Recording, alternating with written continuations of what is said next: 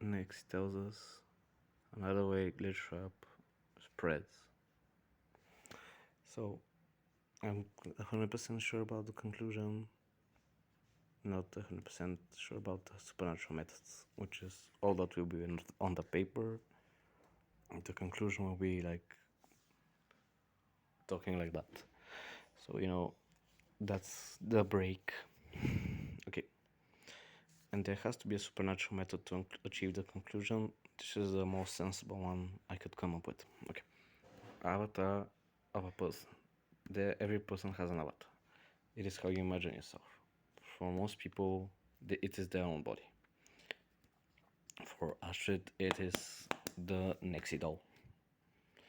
Or the Lexi doll, whatever.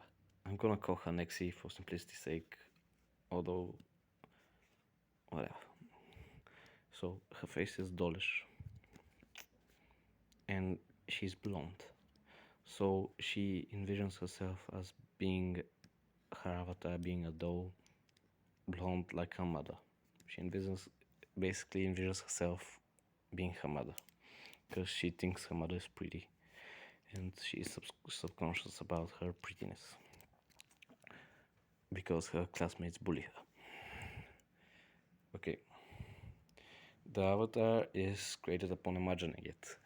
When she goes to the Bodytronic station, she says, like in her thoughts, "Wow, I can't believe I've been thinking about how she looks for months."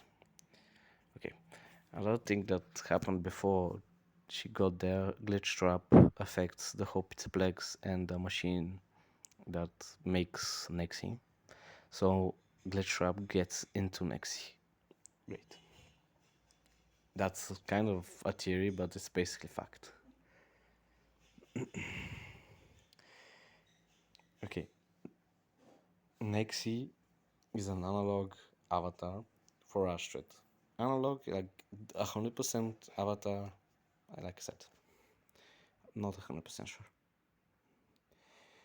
Okay, Astrid is infected by glitch trap because Nexi is affected by glitch trap. Okay, well, whatever. Uh, so, well, if that's true, if Astrid is really getting infected by glitch trap, how do we know that?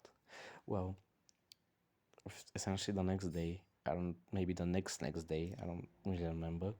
The story was boring. She is more talk-offish. She kicks one of her bullies. Even in that moment, she's like, "Oh no, I would have never done that before. What's gotten into me? Wow, I wonder, maybe you were affected by a vengeful mimic program or whatever glitch trap's supposed to be." Okay, so here I've noted another possibility. Instead of the avatar thing, it could be voodoo, since next is a doll. Boom, that holds it.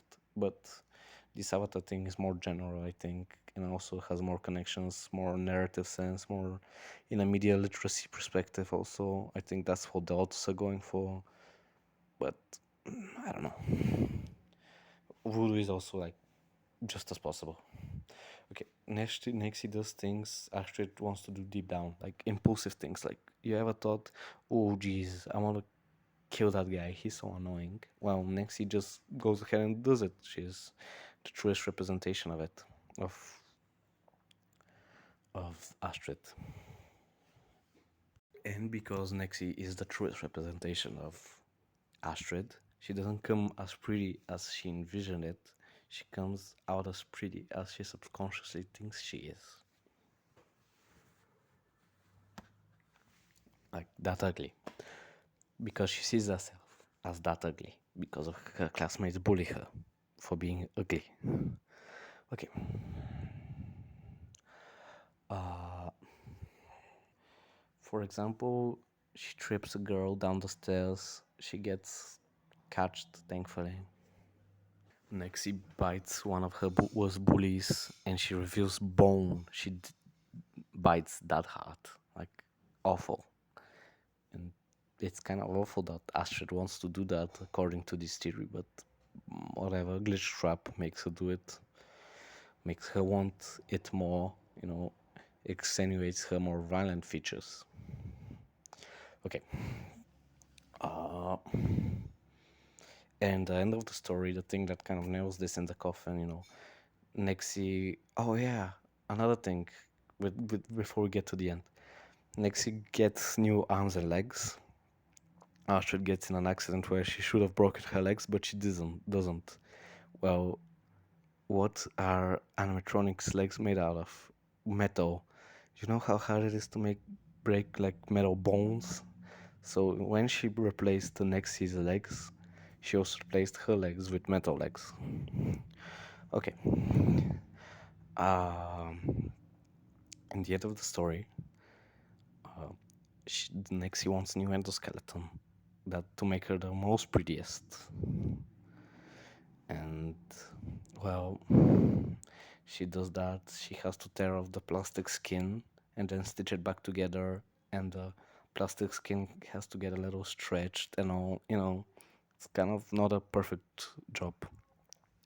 And the next day at school, guess what? Astrid, the human, has stitches in her. Her skin is stretched and she's taller. Exactly what happened to Nexi. How does that happen? How does your spine get longer? I don't know. Supernatural things. So, whatever. Uh, okay. So that's the theory. Like, let's get to the conclusiony part of it. Okay, so uh, I think that Glitchtrap manipulates people by digging into their insecurities and gaslighting them into fixing them. Oh yeah, I forgot to mention that in the conspiracy part, but I think it also fits here. That when Astrid, saw Nexi, she's like, "Oh no, you don't need to be fixed." But Nexi's like, "No, I need to be fixed. You need to fix me," insinuating that Astrid needs to be fixed. You know, and uh, she digs into her insecurities about her body image, and she says, "Well, you need to replace your legs first," and she does that. Maybe instead of Avatar, she does it subconsciously while she's sleeping to herself. Also, entirely possible. Um, and she, gets new legs, whatever. For Vani, for example, maybe he was like, "Well, you're ugly. You should build a bunny suit, so now no one has to look at your ugly face." Through the program Gregory programmed to talk to himself in quotation marks. It's obviously Greek trap. Vanny uses that also because they're partners in crime, and Glitch Trap communicates to her through that. I think that's very obviously implied. Um, Why exactly a bunny? Well, Glitch Trap probably told her, "Well, you like bunnies, you like grass, you like sun. Bunnies are the most pretty things." He convinced her somehow, just like he convinced Astrid to make stitches in herself, or whatever happened, some supernatural thing, maybe. Because how does Astrid get infected by Glitch Trap? This has to happen. No way. Her personality entirely changes when she gets Nixie. Okay. Uh, okay, there is a bit of a hole in this theory. Every single person that we know of, which is Gregory and Vanny, Gregory is kind of dubious, but pretty much canon, it has two personalities, Glitch Trap one and normal one. Well, because first of all, Glitch Trap was younger back then, so he didn't know how to infect us good. Another possibility is he infected them through different means. He made them engage part of their consciousness into a video game. For the case of Gregory, if you watch FNAF, Balloon World, and Vanny, obviously the VR game. And they dedicated a portion of consciousness focus to those games, and by that way glitch trap got into them. But in this case, someone has envisioned themselves as something, something happens to it, to that thing that they see as themselves. So it happens to them. So there are different methods of infecting. So maybe no split personalities by this method of infecting, because it's more reintegrative.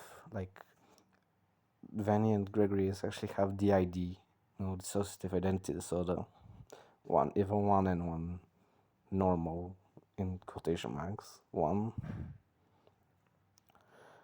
and Astrid only has one because her process is maybe more reintegrative. You know, Glitch Trap has time to gaslight her more easily than he did with Gregory and Vanny or Vanessa, because Vanessa turns into Vanny. So that's the correct way to say it. Well, okay, that's the theory. It explains how Glitch Trap manipulates people, kinda. It gives you a new supernatural thing in the FNAF which is kinda cool. And it explains Nexi, which is a book thing, so no one cares about it, but I care about it. So, cool. Bye.